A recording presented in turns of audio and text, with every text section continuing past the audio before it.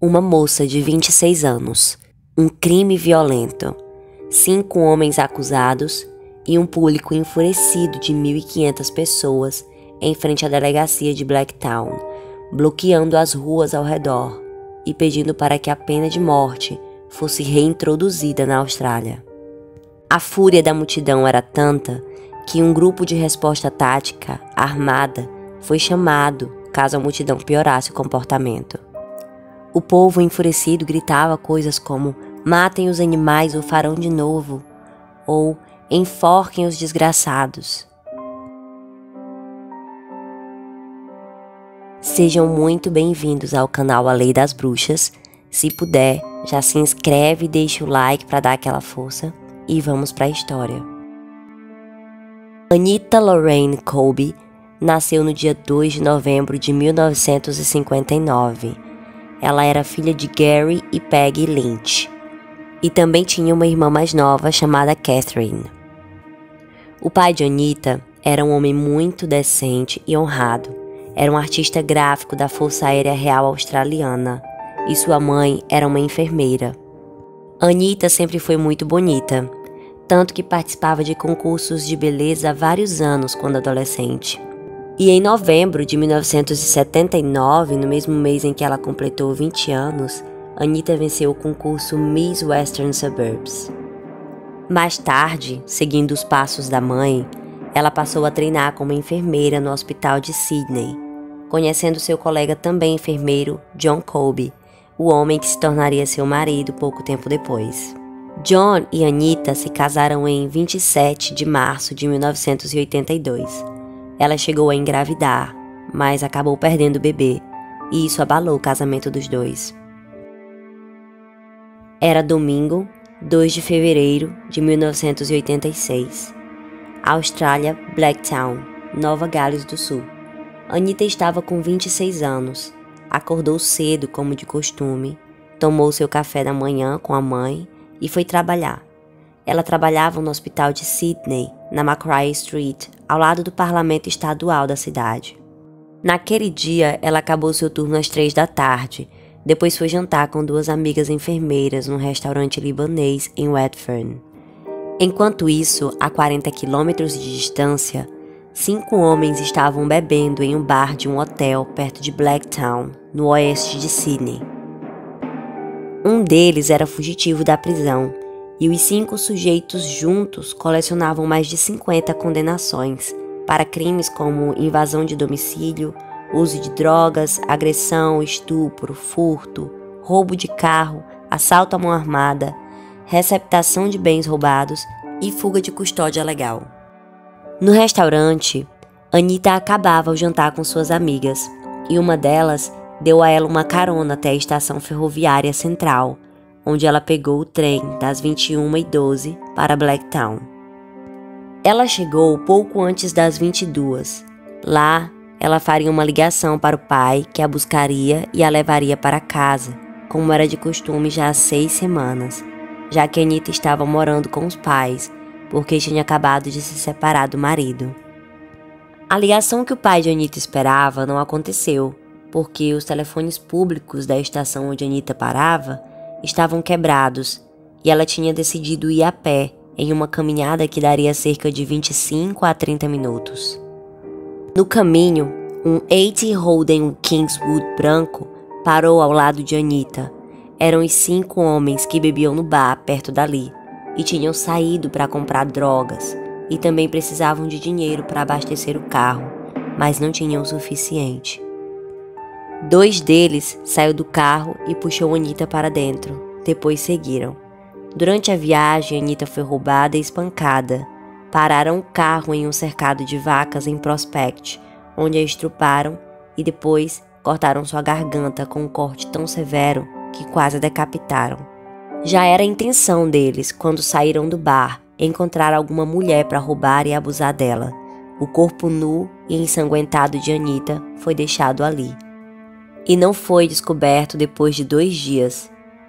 Anita teve vários dedos quebrados, ossos deslocados, foi repetidas vezes abusada por mais de um homem. Ela tinha 2 ossos da bochecha e nariz quebrados. um hematoma extenso no rosto, cabeça, ombros, peitos, pernas e coxas.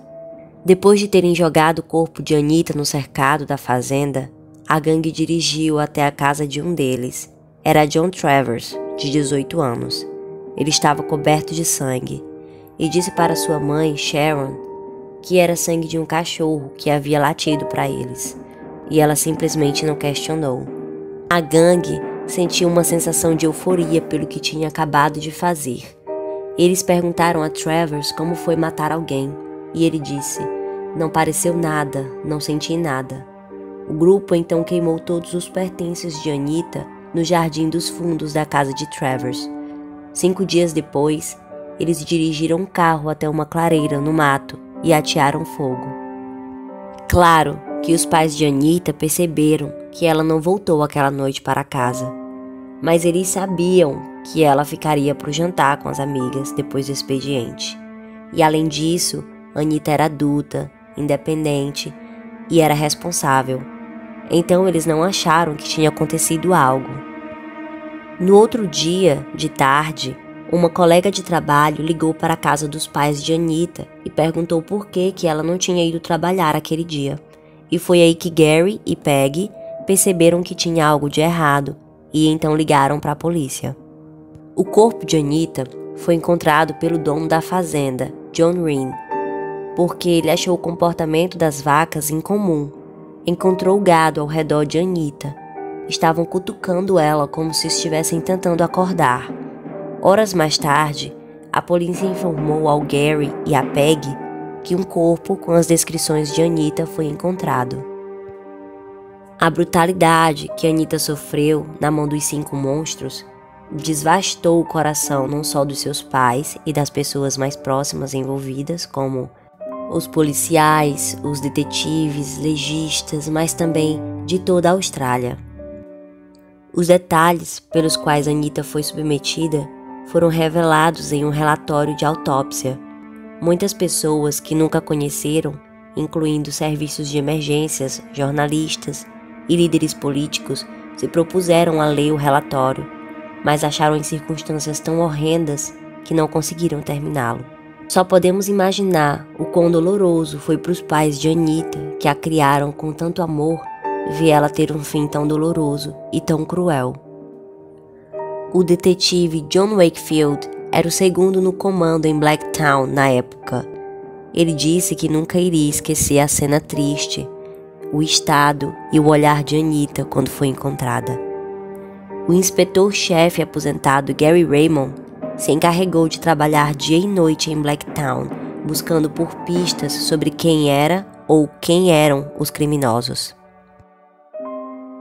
A primeira pessoa a ser investigada foi o ex-marido de Anita, John Colby, que acabou confessando o crime sobre uma enxurrada de perguntas. Mostraram a ele um saco plástico que continha sangue de Anita. John chegou a desmaiar na sala de interrogatório devido às várias horas e ao interrogatório intenso. Apesar de John não ter sido o assassino de Anita, ele disse sentir-se culpado por não estar lá para protegê-la. Ele não quis ter acesso aos detalhes da morte dela. Depois de investigar John Colby, os detetives buscaram virar as ruas, procurando basicamente falar com pessoas, incluindo prostitutas e consumidores de drogas. Sem mais suspeitos, colocaram uma policial com características semelhantes à de Anita e vestida como ela para entrar no trem e percorrer o mesmo caminho que Anita fez aquele dia e ver se alguém lembraria de algo e pudesse passar alguma informação. Uma família que morava próximo de onde Anita prosseguiu a pé testemunhou o momento do sequestro. Uma mãe, seu filho de 13 anos e sua filha mais nova ouviram um grito aterrorizado de uma mulher e assistiram da janela de casa o momento em que o carro parou ao lado de Anita e a levou embora. Quando o filho mais velho da mulher chegou em casa com a namorada e ficou sabendo do que aconteceu, ele e sua namorada decidiram dar uma volta ao redor para ver se encontravam algo, mas não viram nada. Nesse meio tempo, a mãe ligou para a polícia e o menino de 13 anos deu todas as descrições do carro, tinha memorizado até a placa do veículo. No dia 11 de fevereiro, a polícia recebeu uma denúncia anônima de um carro que havia sido roubado e quem o havia roubado, e as descrições do carro batiam com as que foram dadas pelo menino. Essa denúncia levou a 2 nomes, John Travers e Michael Murdock. Na manhã de 22 de fevereiro de 1986, a polícia invadiu uma propriedade em Wentworthville, perto de Blacktown. Lá, eles encontraram Travers e Murdock nus na cama juntos. Michael Murdock tinha uma longa ficha criminal. Conhecido por amigos e familiares como Mike, ele passou grande parte de sua infância em centros de detenção juvenil. Ele e John Travers eram amigos desde a infância.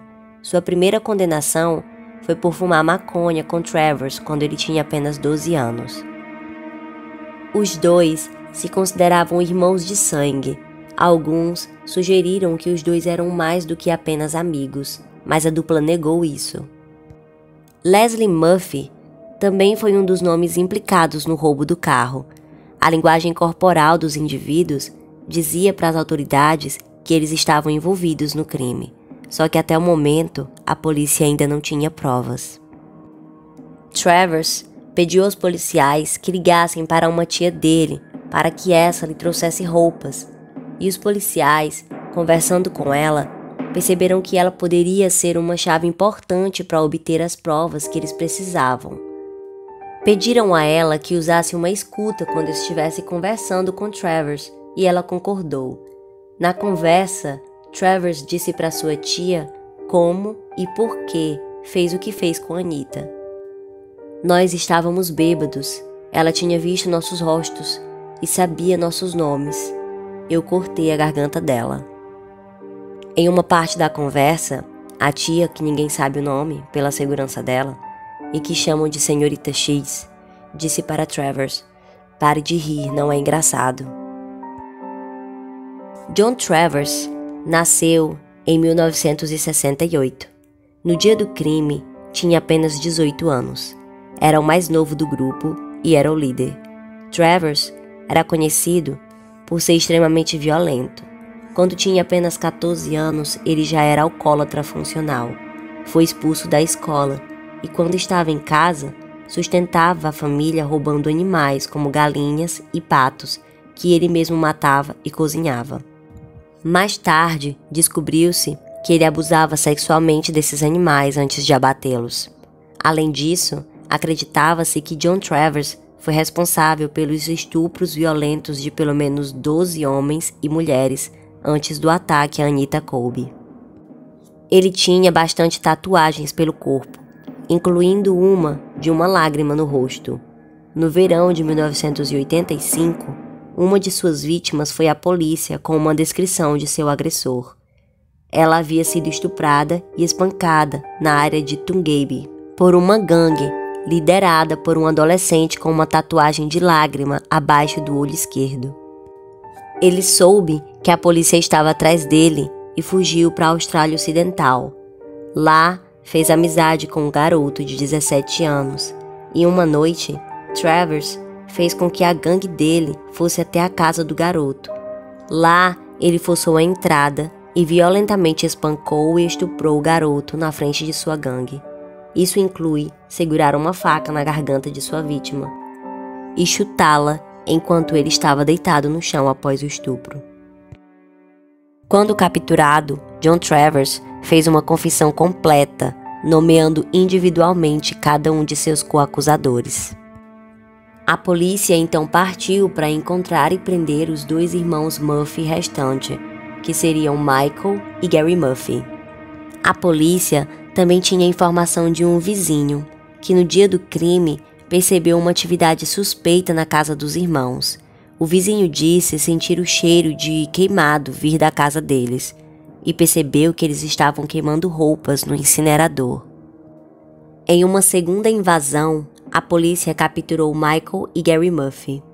Os 5 homens foram presos 26 dias depois do crime.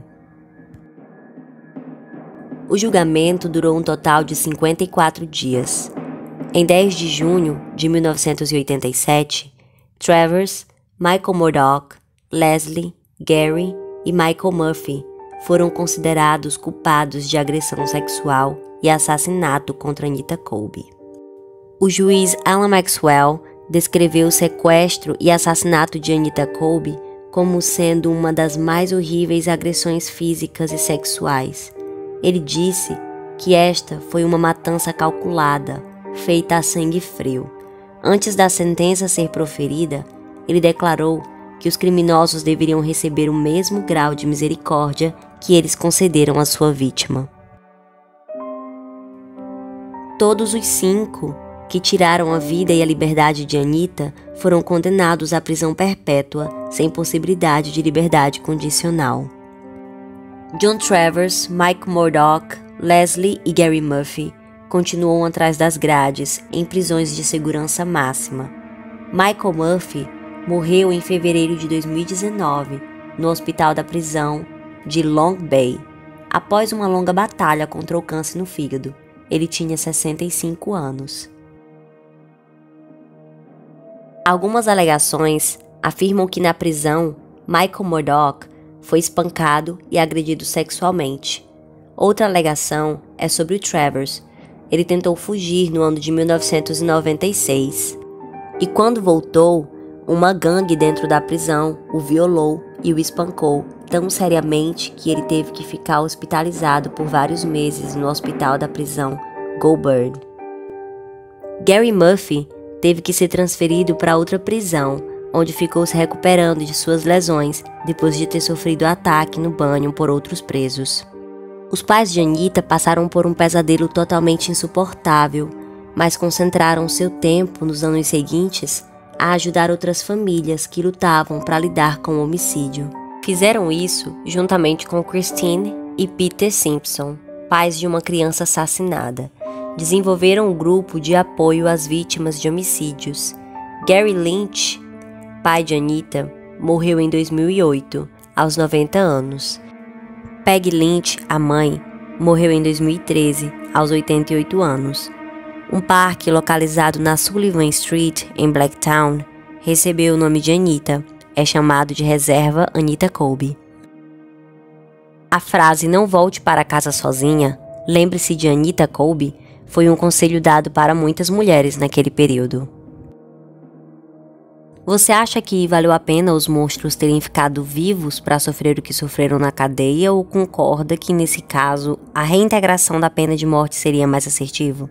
Deixe seu posicionamento nos comentários e nos vemos na próxima.